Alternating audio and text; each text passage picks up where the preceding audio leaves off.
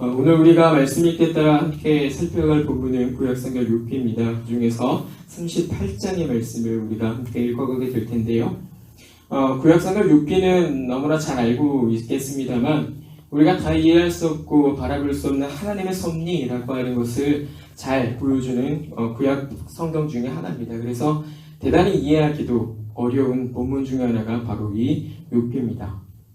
하나님의 섭리라고 할 때 그것은 완전하신 하나님의 지혜와 능력이 고스란히 나타나는 것이라서 때때로 우리의 인생의 이해를 초월해서 나타나기 때문에 우리가 그 모든 것들을 다 받을 수 없고 이해할 수 없고 그것들을 표현할 수 없고 또 그것들을 생각해 볼 수 없는, 가늠해 볼 수 없는 것이 바로 이 하나님의 섭리라 하는 것입니다.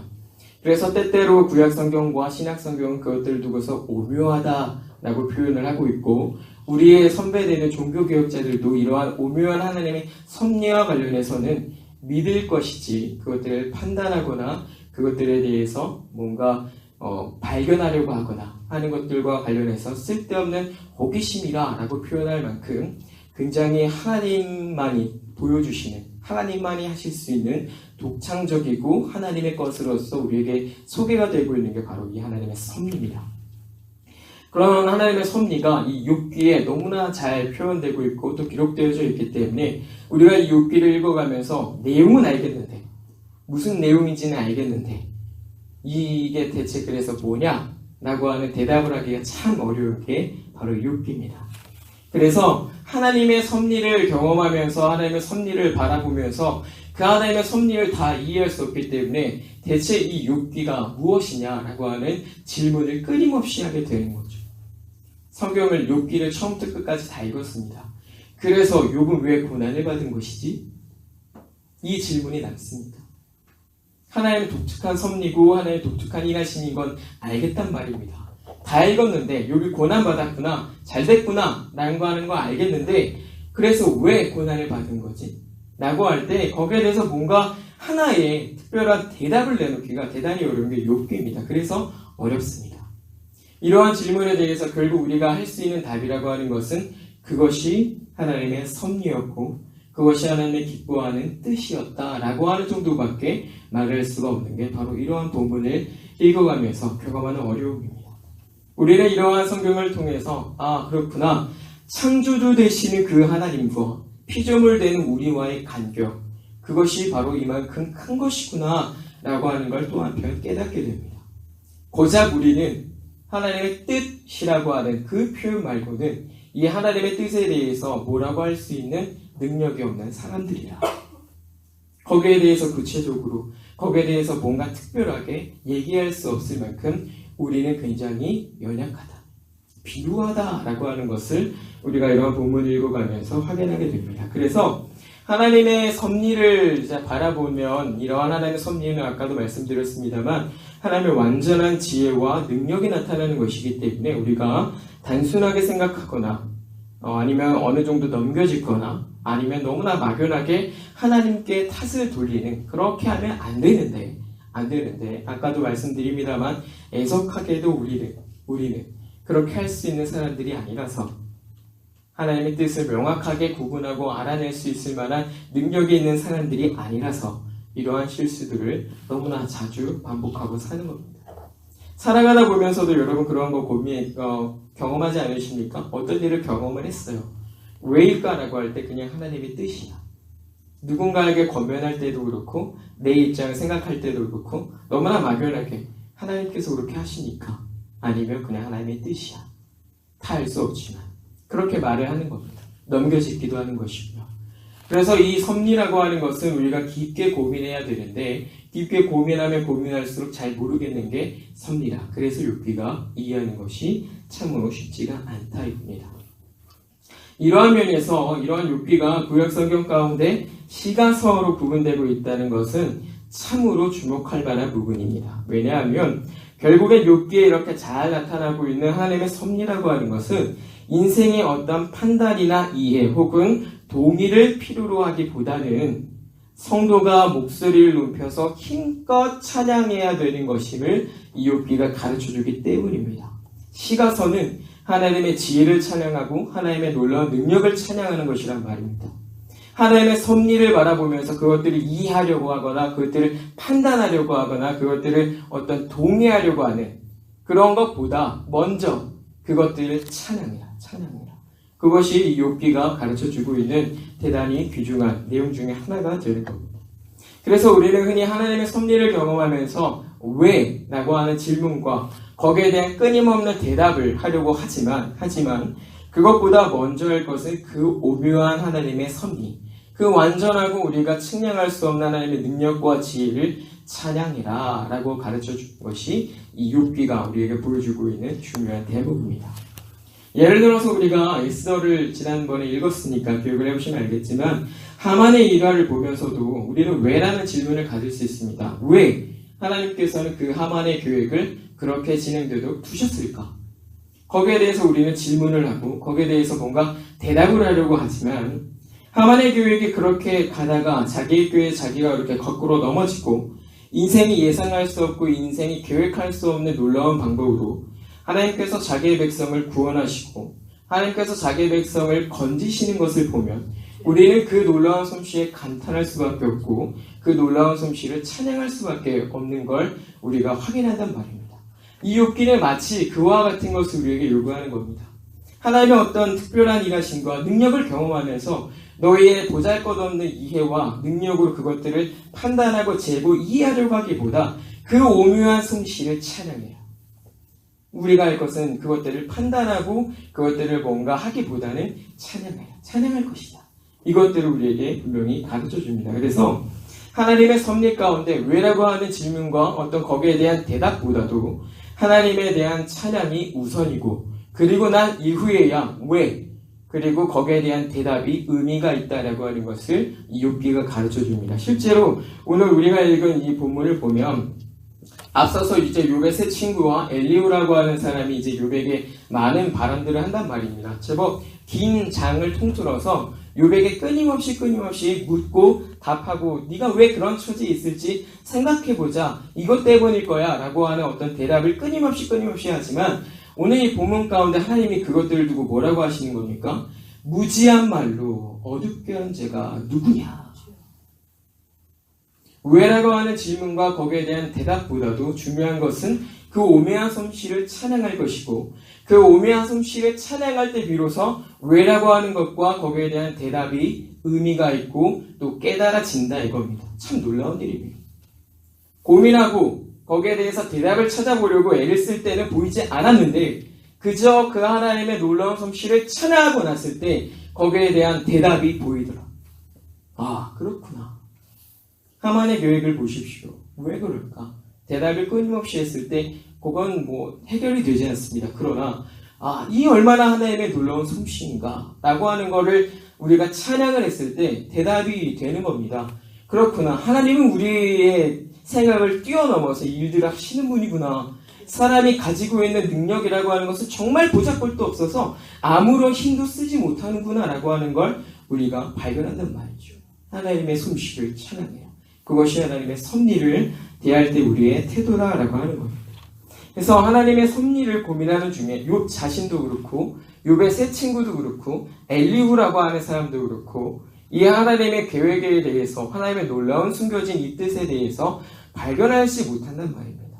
가까이 간 듯 하나 다시 안개 속에서 이렇게 헤매는 그런 모양들을 계속 반복해서 오고 있죠. 그럴 때 오늘 이 본문에서는 하나님께서 그렇게 말하고 그렇게 하나님의 생각과 뜻을 넘겨짚고 또 이럴 것이야 라고 추측하고 생각해보고 있는 이 사람들에게 직접 하나님께서 오셔서 드디어 이 계획의 오묘한 것들을 직접 말씀해 주시는 겁니다.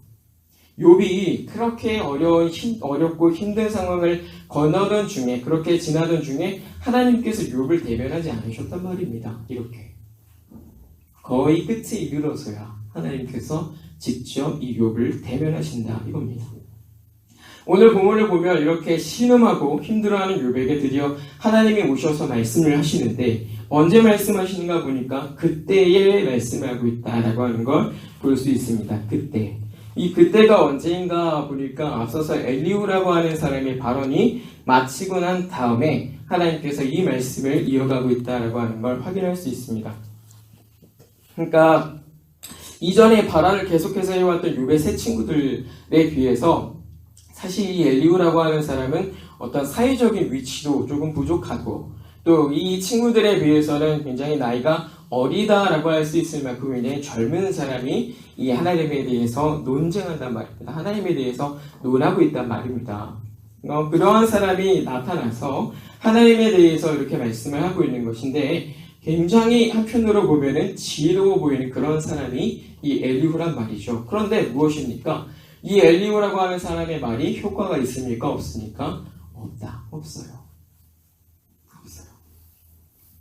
우리가 이렇게 좀 보다 보면 말이죠. 하나님에 대하여 논하는 이러한 엘리후의 모습을 보면 참 지혜로워 보이지만 근데 그것도 욥에게 소용이 없는 일이더라라고 하는 겁니다. 이 부분에서 우리가 조금 궁금한 것은 엘리후의 등장은 사실 너무나 갑작스럽단 말입니다.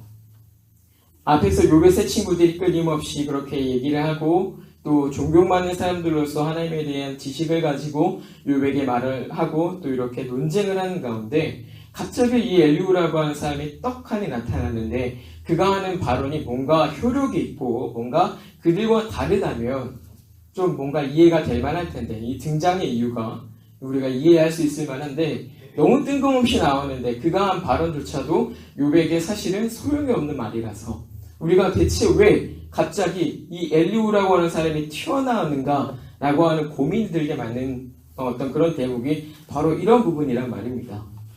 그럼 우리는 생각을 해봐야 됩니다. 왜 하나님께서 엘리후라고 하는 사람을 등장시키실까? 우리는 이 부분에서 하나님께서 의도하시는 바를 조금 생각을 해볼 수가 있는데 가장 중요한 것 하나는 하나님의 지식을 가지고 그 하나님과 논쟁할 수 있는 사람이 누구인가 라고 하는 겁니다. 나이가 있는 사람이냐 아니면 학문적으로 능력이 있는 사람이냐 아니면 사회적인 위치에 있는 사람이냐 라고 했을 때 그게 아니고 하나님께서 자기 자신을 깨닫게 하는 사람, 그 사람이 하나님에 대해서 논할 수 있다라고 하는 걸 가르쳐주는 겁니다. 그러니까 남녀노소, 나이를 구분하고 어떤 성별을 구분하고 사회적인 위치를 뛰어넘어서 하나님에 대하여 얘기할 수 있는 것은 하나님께서 그것들을 깨닫게 하시고 그것들을 선물로 주셨기 때문이라고 하는 것을 우리가 발견하는 겁니다. 그래서 우리 교회도 그렇지만 모든 교회가 사실은 어린아이부터 장년에 그리고 노년에 이르기까지 사실은 하나님에 대해서 끊임없이 같이 말할 수 있는 게 좋은 교회인 겁니다. 왜요? 하나님께서 주신 선물을 모두가 같이 받아서 함께 얘기할 수 있기 때문입니다. 어린아이의 손자와 손녀의 손을 잡고 하나님에 대해서 얘기하고 가르쳐줄 때 그 아이가 그 하나님에 대해서 또 얘기하는 걸 통해서 내가 하나님을 또 알아갈 때 이런 것들이 사실은 교회 안에 함께 나타나는 것이 굉장히 좋은 모습이란 말입니다. 하나님의 선물을 받은 어떤 교회의 참된 모습이란 말이죠. 그래서 우리가 목회자와 성도가 하나님을 놓고 얘기가 가능한 것이고 성도와 어린아이 그리고 목회자와 어린아이가 하나님이라고 하는 그 주제를 놓고 대화가 가능한 겁니다. 사람의 능력과 지식과 어떤 위치에 따라서 그것들을 더 많이 깨닫고 조금 깨닫고 이런 게 아니고 하나님께서 깨닫게 하시고 그것들을 선물로 주셨을 때 그것들을 기쁘게 받아들이는 사람들이 그 하나님에 대해서 알아가고 그 하나님을 말할 수 있기 때문입니다. 하나님은 이 엘리후와 관련해서 그러한 것들을 우리에게 가르쳐주고 있습니다. 너희가 하나님에 대해서 알고 싶으냐? 그러면 내가 너희에게 준 이 선물을 기꺼이 받아라. 그런데 문제는 이 엘리후도 소용이 없단 말이죠. 시대와 세대를 막론하고 하나님에 대하여 말할 수 있는 것은 근원적으로 하나님께서 주신 선물이고 은혜인데 사실 사람은 하나님께서 주신 그 선물을 받고서도 그것들을 선용할 수가 있습니까? 없습니까? 없습니다. 그래서 오늘 이 엘리후와 같은 실수가 또 나오는 겁니다. 너무나 안타까운 부분입니다. 그래서 우리는 이런 모습을 통해서도 결코 우리 자신들이 교만하여 줄 수 있는 어떤 그런 게 아니라는 점을 다시 한번 확인하는 겁니다.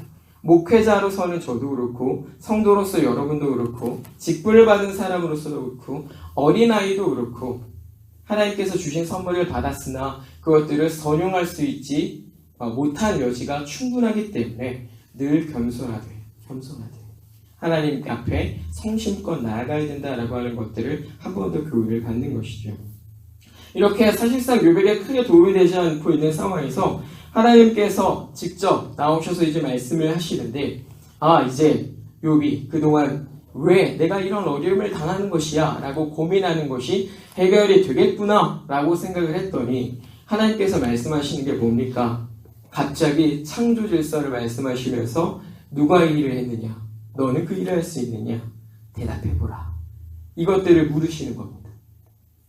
오랫동안 고민하고 근심하고 힘들어하면서 이렇게 왔는데, 그래서 하나님께서 직접 그 입을 열어서 말씀을 해주시기를 기대하고 있는데 하나님께서 대뜸 그것들을 가르쳐 주시는 게 아니라 창조를 누가 했고 그 일들을 너는 할 수 있느냐라고 하는 걸 물어보신단 말입니다. 지금 욥의 입장에서 생각해 보자면 자기 자신이 참 억울할 만한 상황이 놓여 있단 말입니다. 특별히 잘못한 게 없단 말이죠. 그런데 이유와 원인을 모르겠는 어떤 어려움들이 끊임없이 자기한테 일어나고 있는 이 상황에서 원인을 좀 분명하게 하나님께서 말씀해 주신다면, 내가 이것 때문에 그랬어 라고 말씀해 주신다면 그랬구나 라고 좀 마음이 시원해지고 그동안에 어려웠던 것들이 좀 풀릴 텐데, 그게 아니라 수수께끼 같은 하나의 질문을 던지고 계신다 이겁니다. 하나님께서 우리에게 깨우치시는 방법은 우리가 생각하는 것과 다릅니다. 우리는 이러한 하나님의 방법을 감히 생각할 수가 없습니다. 이러한 방법을 가지고 하나님께서 자기의 백성을 다스려 가시고 자기의 백성을 깨우치신다라고 하는 걸 우리는 생각할 수가 없는 방법이란 말입니다. 다시 한번 하나님의 크심과 우리의 연약함 그리고 우리의 낮음을 확인하는 대목이 바로 이런 부분이다. 그때 하나님께서 이러한 우도한 말로 욥의 마음이 괴로움으로 가득 차게 됐을 때 오셔서 말씀을 이제 하시는 겁니다. 그런데 어떻게 오셨는가 보니까 폭풍우 가운데 이렇게 욥에게 말씀하고 계신다라고 하는 걸 우리가 확인할 수 있습니다. 폭풍우라고 하는 것은 하나님의 임재라고 하는 것을 상징적으로 나타내주고 있는 표현입니다. 주목할 것은 욥은 이 폭풍우 한가운데 있는데 두려움으로 가득해서 떨고 있지 않다는 점입니다.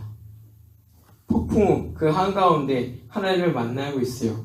그런데 이 본문 가운데 어디에도 욥의 마음이 두려웠더라 이런 게 없습니다. 주목할 부분입니다. 하나님께서는 폭풍우를 동반하시며 욥에게 임재하셨는데 욥의 그 마음이 두려운 것이 아니라 오히려 침착하다라고 하는 걸 우리가 확인하는 겁니다. 여러분, 비만 얼마 전만 해도 비가 엄청 이제 몰아쳐서 내릴 때가 있었죠. 천둥 번개 치는 거 보니까 제가 참 감당하기 어렵겠더라고요.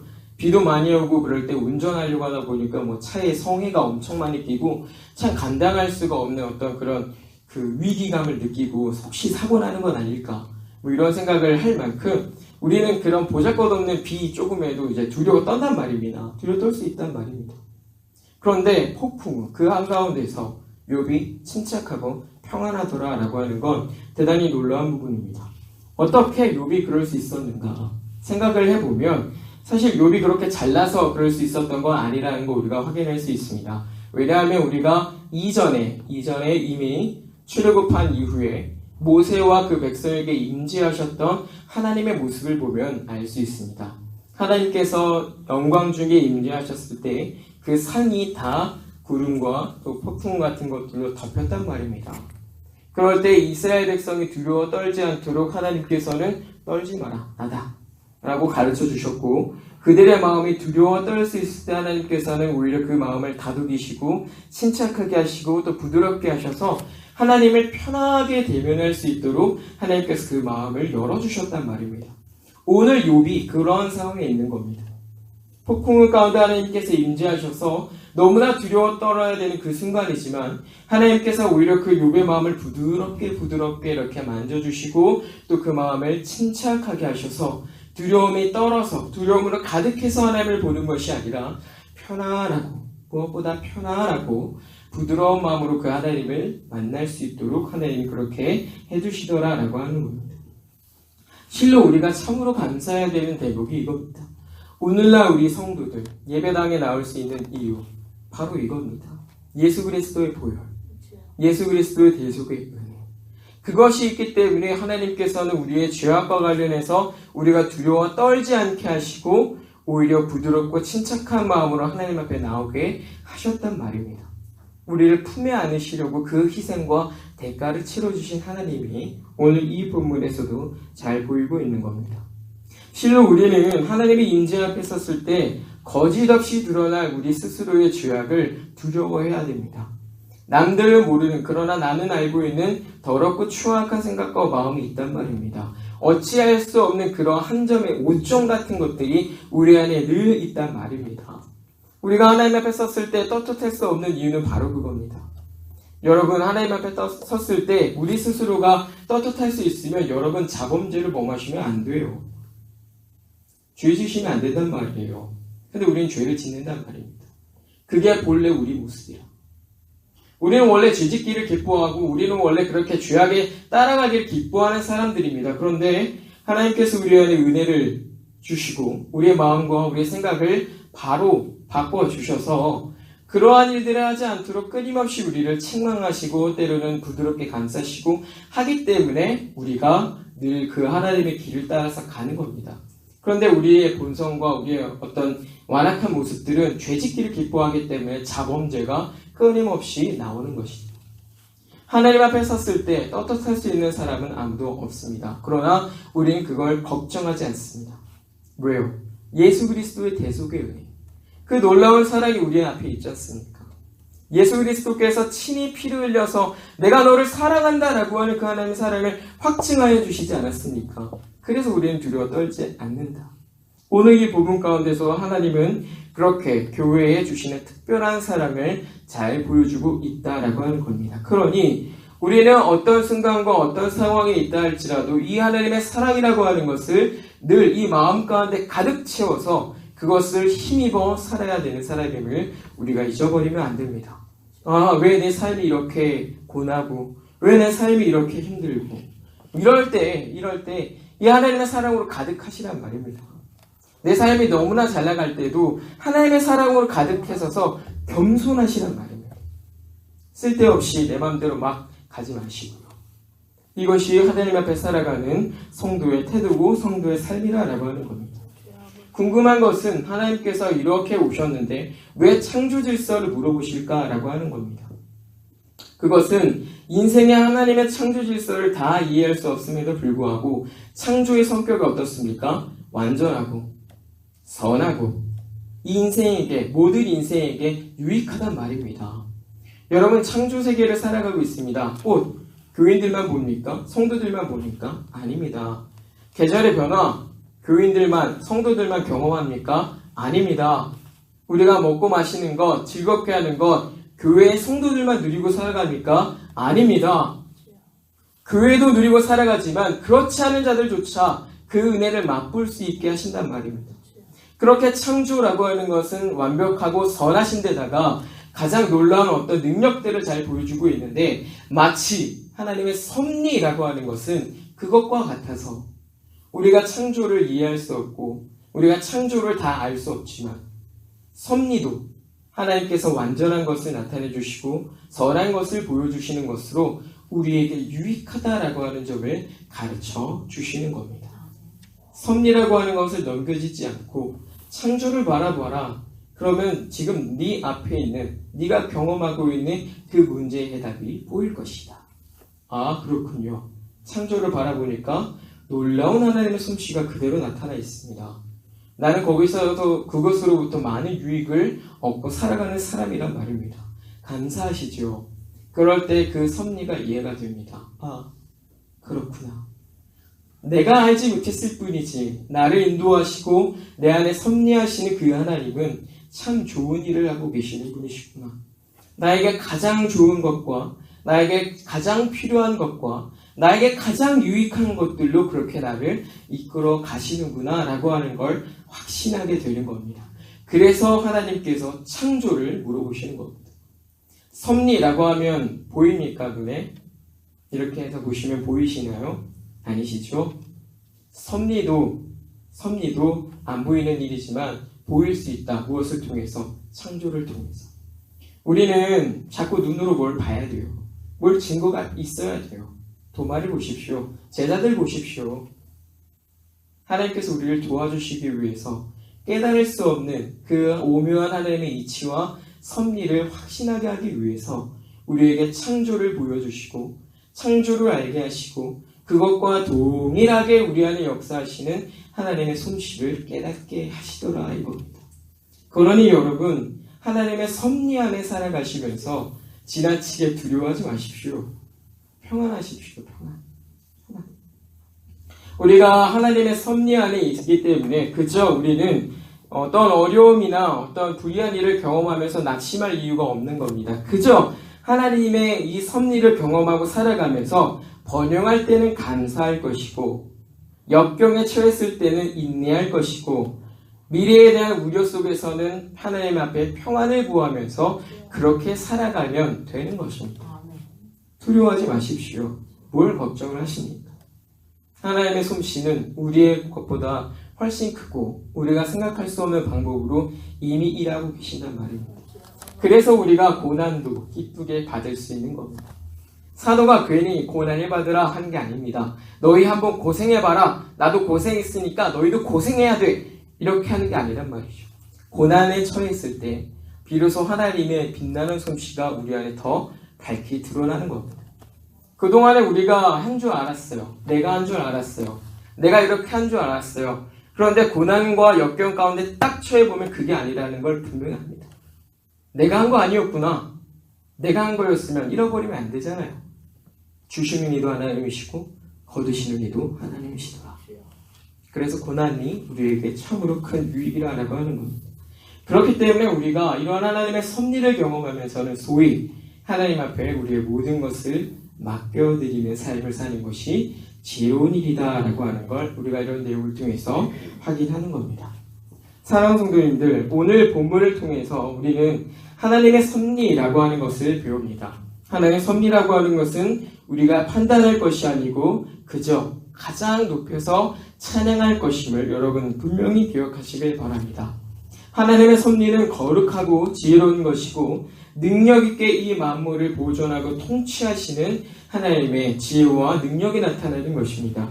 그렇기 때문에 때때로는 악하고 불경건한 자들에 대해서는 하나님께서 눈이 멀어 그렇게 살아가도 내버려 두시기도 하고 마음을 완고한 채로 그렇게 내버려 두시기도 하고 그것을 통해서 스스로의 부패함과 또 스스로의 죄악을 깨닫게 하도록 하나님께서 그렇게 일하시기도 하지만 또 때로는 동시에 이 백성의 이익을 위해서 또 이 백성의 안전을 위해서 모든 피조물들을 지배하시고 통치하시고 만지셔서 큰 어려움 없이 살아가게 하신다라고 하는 것. 거기에는 사탄도 지배를 받는 겁니다. 마치 우리가 오해하는 것 중에 하나가 하나님이 있으면 그 반대편에 사탄이 서 있는 줄 알아요.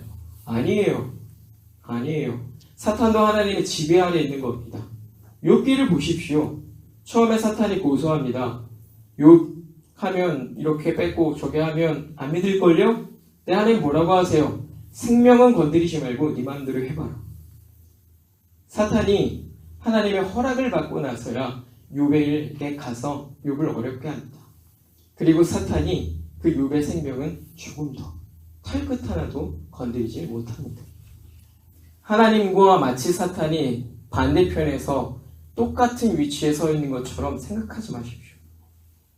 하나님과 동등한 위치에 있을 수 있는 자가 아무도 없고 하나님과 비교해서 이길 수 있는 자가 아무도 없습니다. 하나님 위에 아무도 있지 않습니다. 오직 홀로 한 분, 그 하나님만 계시는 겁니다. 우리가 그러한 하나님의 섭리, 그러한 하나님의 통치, 그러한 하나님의 보호하심, 그러한 하나님의 인도하심을 받는다고 생각해 보십시오. 기쁘지 않습니까? 뭐가 두려우십니까? 우리 뒤에 누가 있는데 뭐가 두려우신가요? 평안하십시오. 사탄조차도 허락과 명령 없이는 하나님의 제안하신 그것들을 넘어서 일할 수가 없습니다.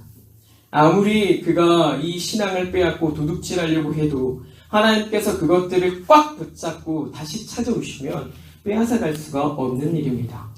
그러니 여러분 늘상 평안을 잃지 마시고 이 놀랍고 오묘한 하나님의 섭리를 찬양하십시오.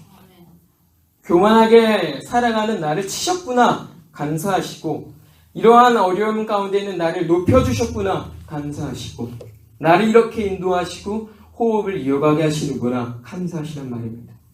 그래서 다윗이 시편에서 이렇게 고백하죠. 많은 일들을 경험하고 자기가 통제할 수 없는 상황 가운데서 이렇게 고백합니다. 내 시대가 주의 손에 있습니다. 내 시대가 내 백성도 나도 내가 살아가는 모든 시간이 주의 손에 있습니다. 하나님께 자신의 처지를 이렇게 맡긴다는 것 기억하십시오. 그러니 살아가시는 동안 왜? 라는 질문이 드시거든 빨리 하나님을 찬양하십시오. 하나님의 솜씨가 너무나 놀랍습니다. 하나님 너무나 멋지십니다. 하나님 어떻게 이 일들을 이렇게 하실 수가 있지요? 하나님 너무나 놀라운 분이십니다. 찬양하시란 말입니다. 그렇게 하나님의 섭리 안에서 받은 기회 가운데 번영할 때의 감사, 역경 속의 인내, 환난과 어떤 어려움 가운데 또 우려와 걱정 가운데는 평안을 구하시면서 그렇게 하나님의 인도하심을 받아 살아가는 저와 여러분이 되기를 주님의 이름으로 부탁을 드립니다. 두려워하지 마시고 걱정하지 마시고 하나님을 찬양하며 살아가십시오.